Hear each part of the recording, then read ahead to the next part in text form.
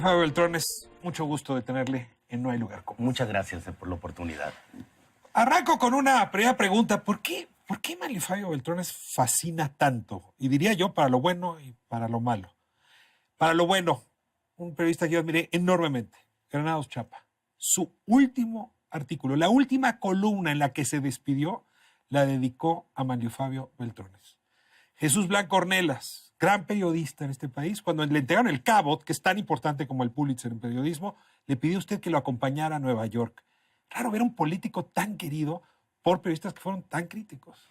Quizá porque no conocieron nada más al político, sino porque conocieron el lado humano y la lucha de una persona en la política. Y ese acercamiento es poco común, por cierto, no es un lugar muy común cuando trata uno con periodistas y con historiadores de esa profundidad como Granados Chapa y como lo fue en su momento también Blanco Ornelas. Logré hacer una muy buena amistad con ellos. Logré conversar limpiamente, lo cual fue un privilegio. Los dos periodistas de cepa. A Blanco Ornelas lo persiguieron de manera atroz en Baja California, más o menos en la época en que usted era gobernador en Sonora. ¿Lo protegió? ¿Veló por él? ¿Lo cuidó cuando el atentado? Me visitó mucho, siendo yo gobernador y él en una persecución y una lucha, porque la persecución viene por la lucha. Muchos deberán de enterarse de esto. La lucha que él tuvo en contra de los narcotraficantes más famosos de Baja California, a punto tal que intentaron asesinarlo en más de 2 ocasiones. ¿Y usted lo abrazó? Él tenía algo de sonorense, por lo menos una historia Sonora, ¿no? periodística sonorense, y después fue e hizo su gran proyecto en Baja California, en el cual yo estuve muy cerca de los comentarios. Ha fascinado también a sus enemigos. Le temen, varios le temen.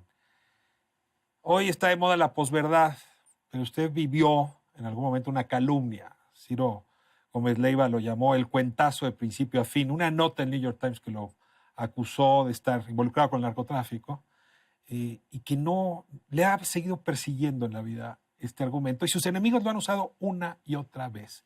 ¿Se puede librar la posverdad?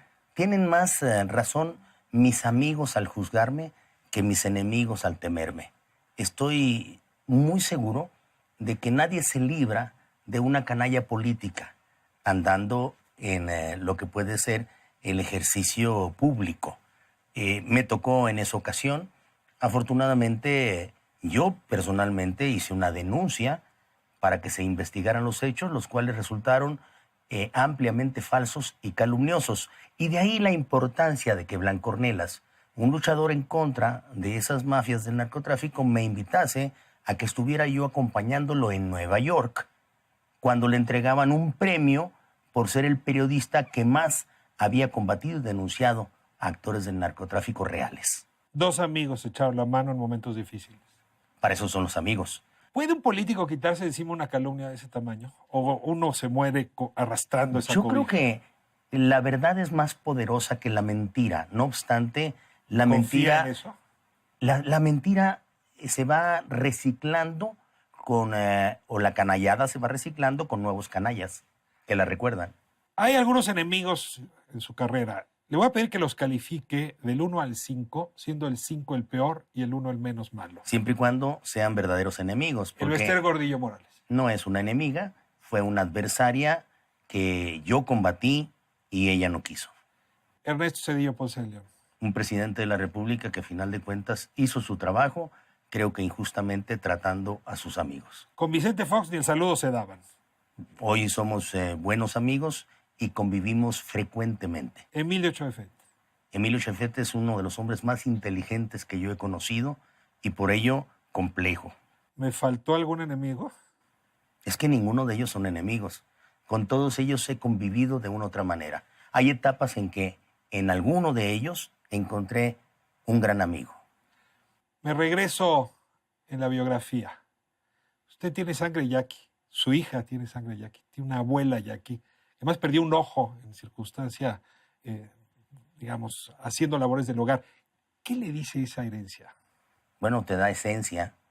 La herencia es esencia al mismo tiempo. Y entonces tú tienes una personalidad que no puedes ocultar. Si es de una fortaleza indígena en combinación, como muchos de los mexicanos, en el mestizaje, pues tienes tu propia personalidad. Es una herencia digna la del yaqui. Claro que sí. Hay muchos grupos étnicos en el país, pero la yaqui tiene algo de especial, de sufrido y al mismo tiempo de digno. No, son unos luchadores eternos, por causas justas, por lo menos las que ellos enarbolan. A lo mejor imaginarias o no cumplidas en el tiempo, pero son muy perseverantes. ¿Y tú sabes cuál es la diferencia entre perseverante y terco? El éxito. Los yaquis aportan carácter a sus hijos. ¿Usted habla de ellos o a veces puede hablar de nosotros? ¿Hay algo de su carácter que esté en usted? A final de cuentas, me siento parte. No soy de sangre completamente pura, pero obviamente no puedo negar la combinación de indígena. Rómulo es el nombre de su padre, fue el nombre de su padre, Manlio Fabio el de usted. ¿Hay algo de romanos en esa familia? ¿De dónde viene la fascinación por la historia de Roma? Por la historia o el estudio de la mitología, más que todo. Yo llevo el nombre de Manlio Fabio en recuerdo de un político veracruzano que admiró mi padre y que murió, por cierto, en el Café Tacuba, siendo gobernador electo y nunca tomó posesión, Manlio Fabio Altamirano. En su momento, mi padre, que fue un obregonista puro, posteriormente migrado a Sonora, pues en su admiración pudo cumplir alguno de sus deseos poniéndome ese nombre. Y yo lo porto y trato de hacerlo con dignidad. Si digo Sonora, ¿qué le hace latir más el corazón? ¿Obregón o Calles? Bueno, es que son dos cosas completamente distintas. Ellos y no sabían que eran dos complementarias, cosas distintas. pero muy complementarias. Ya. El gran estratega, que es Obregón, el general invencible, y el otro, que es el creador de las instituciones, y general que nunca ganó una batalla en campo, pero la ganó en la historia. ¿Dónde se reconoce mejor? Cuando ve sus fotografías. Me reconozco más en calles. Más en Calles, fundador Me del gustan PRI. más las instituciones. A veces fallo en la estrategia. Rómulo y usted tienen un apellido distinto. Sí, ¿Cuál es esa historia? porque cuando yo nazco, mi padre y mi madre no estaban casados. Entonces yo llevo y porto el apellido de mi madre con mucho orgullo. Su hermano también tenía el apellido Claro, Beltrones. es que cuando nacemos los tres, Son tres. uno se llamó Alcide, que ya Que murió, murió hace poco. en 2000. otro se llamó Orestes y yo me llevo Manlio Fabio. ¿Era mucho mayor su padre que su madre? Sí, cómo no. Creo que llevaba más de 27 años de diferencia entre uno y otro. Hábleme de Beatriz. Pues mi madre venía de Cananea, en donde nació, al igual que mi abuela migró a Cananea. Mi abuelo, un Mateo, un español, que había ido primero, como todos los españoles, de Gambusino, pero terminó trabajando en la mina de Cananea, que era propiedad de un americano. Construyeron lo que es la mina de Cananea y después, en base a que ellos trabajaron haciendo una gran presa, fueron beneficiados como colonos en la parte baja de Sonora, que es el Valle, en Villa Juárez, cerca de Ciudad Obregón, y desde ahí empezaron una disciplina, una profesión de agricultores. Muy rectos moralmente. Duros, recios. Muy honestos, muy firmes, sobre todo mi abuela. Mi abuela más indígena que mi abuelo, que era español puro, de tal suerte que yo me siento más identificado con las mujeres de mi vida, con mi abuela, con mi madre, con mi esposa, con mi hija y con mis nietas. Soy producto natural de la mujer. Casi es el... Usted y el refrigerador son los únicos varones en casa. Así es, ¿eh? A ver, los sábados, quiero imaginarme una reunión los sábados. Pablo Escudero, senador, Silvana, su hija, diputada, usted. ¿Se habla de algo que no sea política? Claro que sí. ¿De qué habla cuando de no la hablan familia y la verdad somos muy unidos y muy comprometidos entre todos. Si quieres, el último sábado que pasamos juntos, mi hija en Sonora haciendo un trabajo muy ligado con su representación política, Pablo haciendo algo referente al Senado y yo con mis nietas en el castillo de Chapultepec, llevándolos a visitar y a ver la historia quizá en ese Hay momento... algo de no, que no sea político en eso. En que eso me no está- lo entendieron momentáneamente, pero es muy funcional en Ya el las tiempo. está haciendo Y el diputadas. domingo, comiendo juntos y hablando de la familia y de lo que disfrutamos a las nietas. José López Portillo se refería a su hijo José Ramón, un hombre además brillante, el orgullo de mi nepotismo. Muy ¿Podría brillante. usted decir lo mismo de su hija? No. No es el orgullo de su No, nepotismo. yo me siento muy orgulloso de ella, como ella del trabajo que hemos hecho juntos, pero en ningún momento me atrevería a ponerla como el ejemplo vivo de lo que fuera la perfección. ¿Le debe algo a su padre? Uy, sí, mucho. La vida primero, la educación y sobre todo la disciplina. ¿La Yo- diputación? No, jamás. Jamás. No. Yo me formé siempre con hombres más viejos que yo. Es obvio que mi padre era un hombre viejo cuando yo nací. Creo que fui su último hijo, no sé. Pero a final de cuentas, él era un hombre que venía de la revolución, capitán del ejército, que el general Obregón hizo, jefe de las guardias rurales de Sonora. Pero posteriormente lo que es la vida, vine a caer en la formación también y disciplina de otro capitán del ejército más moderno, de Fernando Gutiérrez Barrios. Un segundo, ¿por qué hace esta distancia en la edad cuando estamos hablando de Silvana? No lo entiendo. Hace un momento estábamos hablando de ella y en ese momento vino esta idea de que usted se formó con hombres viejos. ¿Usted ha sido un hombre viejo educando a la hija? Recuperé en buena parte la memoria de que es muy bueno el aprendizaje de la experiencia de los hombres viejos, siempre y cuando no pierdas tu visión sobre la juventud y la modernidad. Ella le devuelve esa juventud. Sí, yo la siento que me nutre mucho de lo que es su espacio intelectual y yo le aporto lo que puede ser la experiencia de mis años. ¿Le enseña a confiar o a desconfiar? Yo siempre confío en todos hasta que me demuestran lo contrario. Esa es la recomendación para ella. Para ella y para todos. Fernando Nunca Gutiérrez. dejen de confiar. Fernando Gutiérrez Barrios, sin duda, es un personaje importante en su vida. Y yo no tengo claro cómo lo conoció. Nos cuenta cómo conoció a ese capitán del ejército mexicano. Casi accidentalmente. Yo soy economista de profesión. Salí en 1974, finales de la Escuela Nacional de Economía. Todavía era escuela, no llegaba a ser facultad. Mi deseo era seguir estudiando y fui invitado a hacer algunos trabajos en la Secretaría de Gobernación para el próximo candidato a la presidencia de la República, que iba a ser el titular de Gobernación, Mario Moya Palencia. Usted estuvo entre los plataformos, jóvenes plataformas. Sí, fui capturado e invitado a trabajar en ese momento, Y no fue reclutado. Moya.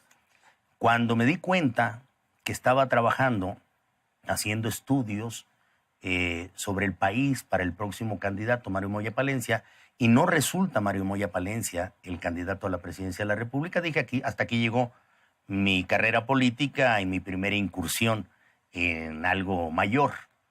¿Y cuál es mi sorpresa? Que yo, sin conocer a Fernando Gutiérrez Barrios, subsecretario de Gobernación, y él, al saber que yo estaba haciendo esos trabajos, me invitó a platicar y me dio una de las mejores lecciones de ese momento, de lo que son las instituciones en este país. Lo detengo. Era ya una institución este país. Desde la Revolución Cubana venía construyendo país con su estilo y su modo. ¿Cómo se siente para un joven recién egresado de la carrera abrir la oficina y sentarse con ese hombre ya con tanta reputación? Yo ya sabía que existía y que era una leyenda. En el momento de estar con él y recibir las primeras preguntas, ¿qué está usted haciendo? Y yo le platico lo que les estoy diciendo a ustedes. Le dije, pero yo ya dejé de hacerlo, porque yo ya no estoy trabajando para el próximo candidato a la presidencia de la República. Me dijo, no, a usted nunca lo engañaron cuando lo invitaron a trabajar para el próximo candidato a la presidencia de la República. En estas oficinas se trabaja para ello, sea cual sea el hombre. Desde la Subsecretaría de Gobernación. Desde la subsecretaría. Y entonces empecé a trabajar para la campaña de un hombre maravilloso, por cierto, espectacular en su inteligencia y cultura, como fue José López Portillo. Fue una campaña muy alegre. La única casi que hubo en 76. Pues es la única. Nadie más se presentó. Bueno, sí, le competía a Valentín Campa, que era del Partido Comunista, que no existía. No, y sacó 1 millón de votos, cuentan. Pero no existía. A ver, la mejor virtud de Fernando Gutiérrez Barrios. Su disciplina y su honestidad. Con honestidad, su peor defecto. El trabajo. Un hombre que trabajaba sin descanso, lo cual pues parecía que no era lo apropiado como para poder pensar más. ¿Es cierto que su suegra, al verlo llegar tan noche, le preguntó si era velador? Sí, cómo A no. usted. Es que yo llegaba pues a intentar visitar a mi novia, hoy mi esposa, por 38 años consecutivos y que vivo muy feliz, la única mujer en mi vida en este momento. Que se casó con un velador. Que llegaba a las 12 de la noche a intentar verla, porque no tenía posibilidad de hacerlo a temprana hora. Y mi suegra, hoy mi suegra, me dijo que usted trabaja de velador. Pues con Manlio Fabio Beltrones nunca hay lugar común. Su biografía está llena de innovación, cosas novedosas, en más de un sentido. Y uno de los elementos fuertes de su biografía fue haber recibido la instrucción de Carlos Eneas de Gortari de entrevistar a Mario Aburto, el presunto asesino en ese momento de un gran amigo suyo, Luis Donaldo Colosio. ¿Por qué le encargan esa tarea a usted? Está relatado en distintos espacios, incluso Granado Chapa, el maestro Granado Chapa me ayudó a relatarla correctamente. Yo era gobernador del estado del candidato asesinado, de donde era oriundo. Era su amigo, era el jefe de su padre, su papá era el secretario de ganadería de mi gobierno, su hermana trabajaba como segundo de a bordo del DIF con mi esposa, mi vinculación con la familia era tan estrecha y era el estado que seguía en visitar Luis Donaldo Colosio. De Tijuana se bajaba. Cuando nos avisan del asesinato, yo tenía una reunión en donde estaba el padre de Luis Donaldo. A mí me toca decirle al papá de Luis Donaldo, a don Luis, que había sido asesinado Donaldo. Estamos confundidos entre que era un palazo o un balazo, pero de que habían hecho daño a Luis Donaldo, a su hijo, no había duda. Él verdaderamente entró en una crisis, intentamos localizar a la familia y nos comunicamos con el presidente para decirle que la familia lo que tenía era una incertidumbre ante lo que había pasado y ahí es en donde yo le digo que me trasladaría a Tijuana. Hoy tengo un segundo. ¿Cómo hace alguien para disociar lo que está sintiendo? Usted sintió dolor en ese momento y al mismo tiempo ser director de orquesta. Me cuesta trabajo pensar cómo dirige alguien una orquesta cuando al mismo tiempo trae un dolor tan intenso frente a una experiencia como esta.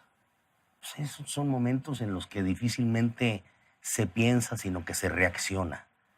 Y esto fue más una reacción y fui acompañado de algunos amigos más de Luis Donaldo a estar informados directamente, que esa fue la instrucción del presidente Salinas, estar informados directamente por el entonces procurador Diego Valadez, quien se hizo cargo de esos momentos difíciles y tan confusos.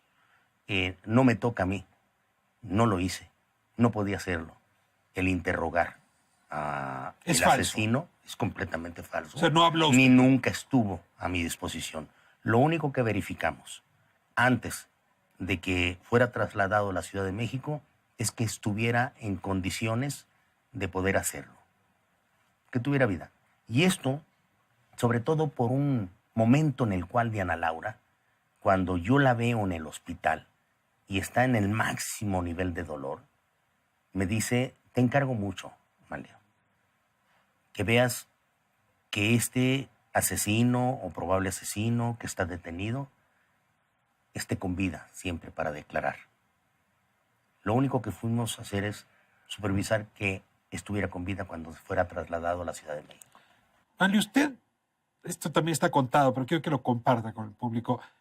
Usted destapó a Zedillo y luego Zedillo le negó el saludo por 6 años. Manlio Fabio Beltrones tuvo que refugiarse en la vida privada porque en ese sexenio no lo quisieron. Hay algo ahí de contradictorio que no sé cómo se vive también en el plano privado.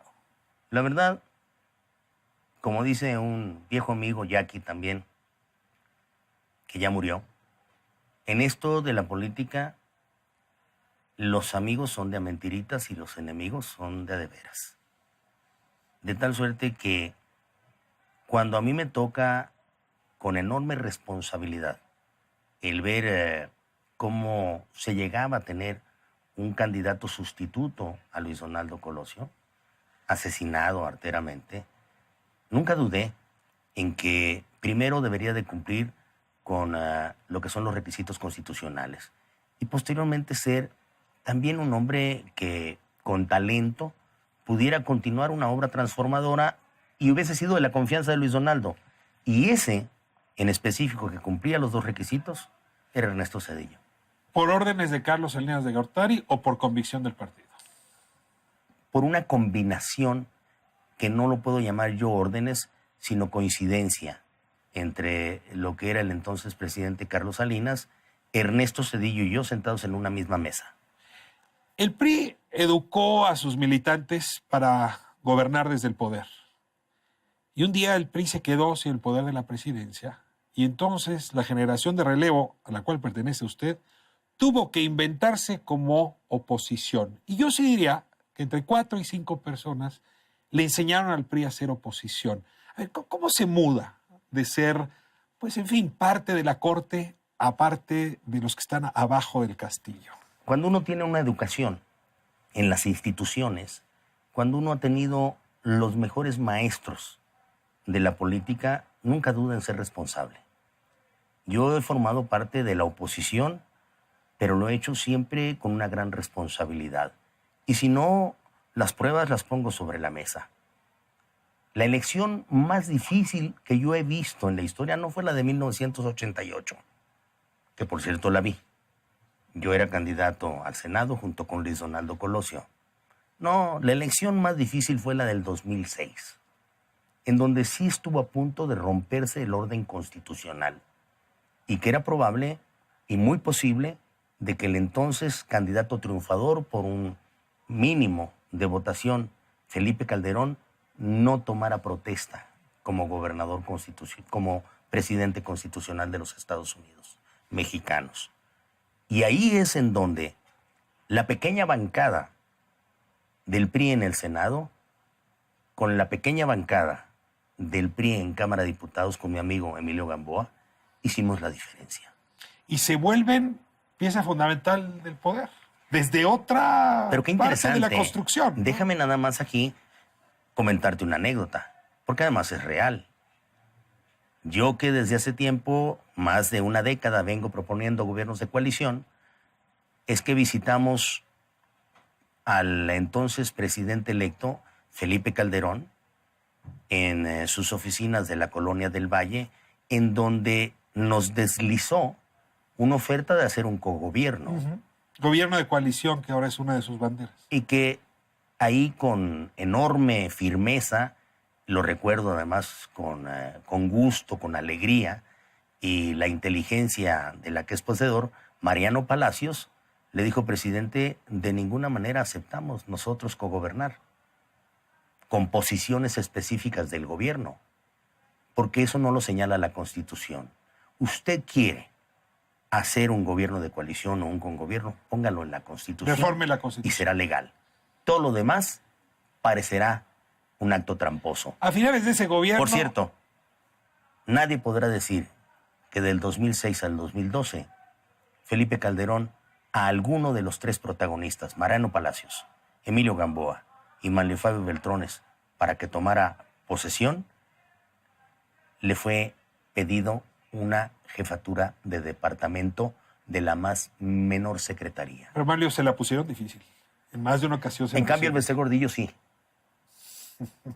Elba sí pidió el ISSSTE, no recuerdo si era la para lotería, Miguel Ángel el Yunes, ISSSTE. la lotería, la subsecretaría de Educación. Creo que eso hizo la diferencia. A lo mejor ella coadyuvó para la toma de posesión de Felipe Calderón, y Felipe Calderón, con agradecimiento, cedió esas posiciones, pero nosotros no pedimos ninguna. Acaba ese sexenio con un desgaste importante para el Partido Acción Nacional y se avisora la posibilidad del regreso del PRI y en ese momento usted levanta la mano por primera vez en su trayectoria política y dice, yo quiero jugar la presidencia. En ese momento lo entrevistó Jorge Ramos y usted declaró lo siguiente: Peña Nieto sería un gran candidato y como presidente, recuerdo muy bien el silencio, tendríamos que ver lo que plantea para el futuro. 2 preguntas. ¿Fue buen candidato? 2, ese futuro ya ocurrió. ¿Cómo lo valora? Fue no un buen candidato, fue excelente candidato. A pesar de la Ibero, a pesar del excelente 132. candidato.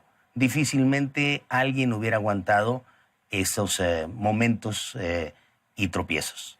Mejor de lo que lo hubiera naturales sido en Beltrones. cualquier campaña, ¿eh? Mejor de lo que lo hubiera sido Beltrones. Lo que pasa es que el hubiera no existe en política. De tal suerte que fue excelente candidato y como presidente, en los primeros años, supo conciliar y en buena parte hacer valer lo que muchos de nosotros también presentábamos como la creación de las nuevas instituciones en la nueva etapa del PRI. La verdad es que las llamadas reformas estructurales, aun cuando algunos intenten devaluarlas, han hecho la diferencia del México de antes con el México de hoy. Supongo que ya me respondió la pregunta que sigue.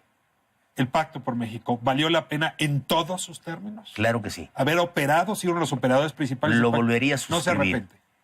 De tal suerte que lo planteo, de que esto sea ya de manera permanente e institucional. Por eso hablo de gobiernos de coalición. Lo que se hizo en ese pacto fue el gran acuerdo que debe quedar suscrito en lo que ya es una razón constitucional de gobiernos compartidos y dejar atrás los gobiernos divididos. Confiar más en las instituciones y mucho menos que en las ocurrencias o en lo que pudiera ser momentos de conciliación. Del 1 al 5, donde 5 es lo mejor y 1 lo peor, califica a Luis Videgaray. 9. Del 1 al 5. No. Es que es muy bueno. Osorio Chong. Yo creo que sigue siendo de 9, todos se parecen. José Antonio Mid. Sí, un 9.2. Aurelio Nuño. Está en el 9.2 también. A ver, me voy a mover de partido. Andrés Manuel López Obrador. Yo creo que trae el 5-6, Ricardo Anaya. el 7-8. Margarita Zavala. Está entre 7 y 8 también. Miguel Ángel Mancera. Está en el 8. Silvano Aureoles. Lo quiero mucho y debe estar en una muy buena condición de competencia. Emilio Álvarez y Casa. Estoy seguro que es un hombre limpio, honesto. No sé si se le da la política, entonces lo pondría en el rango del 7. Jorge Castañeda. En cerca del 9.5. Este Es país de tiene estupendos excelencia. cuadros. No La te verdad, pongas hay Mario Fabio cuadros. Beltrones, ¿eh? Yo estoy en el 5. Muy bien, el 5. En el 5. Está muy bien. Qué bueno, Todos porque era ellos son del 1 al superiores. 5, ¿eh? Pero si Nos dejó fuera de la escala. Es una manera de habernos sacado, ¿eh? todos ellos pudieran coincidir en que el futuro está en una gobernabilidad compartida, en donde cada quien le puede aportar algo, México sería distinto. El 18 para el PRI puede obtener un gobierno, un candidato, perdón, sin dedazo. El PRI puede tener el 18 un candidato sin dedazo. Lo puede tener, pero no le conviene.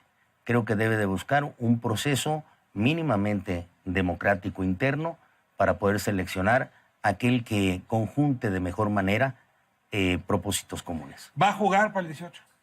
Todavía no llega, entonces esperemos el 18. Sabe que sí. Yo estoy más que convencido de que el buen político nunca se aparta de hacer el trabajo. De tal suerte que todo es cuestión no nada más de vocación, sino de momento. La palabra favorita de Mario Fabio Beltrones. Pues es la perseverancia, La palabra que más detesta. la traición, ¿Qué es lo que más le desagrada? que falten a la palabra. El sonido que más disfruta. Pues el sonido de una copa sonando frente a un buen amigo. El sonido que más detesta. El que se quiebre la copa. Si no hubiese sido político, ¿qué habría sido? Yo estoy seguro que me hubiera gustado ser arquitecto. Me gusta construir. En este caso, las instituciones. Vamos a suponer que el cielo existe y que un día uno deja esta tierra y finalmente hay un Dios que lo recibe. ¿Qué le gustaría que Dios le dijera a Manlio Fabio Beltrones después de haber vivido en este planeta? Cumpliste con todo lo que yo había pensado que podías hacer en la tierra. Manlio Fabio Beltrones, insisto, no es usted un político del lugar común. Muchas gracias por Gracias a ti. acompañarnos. Vale.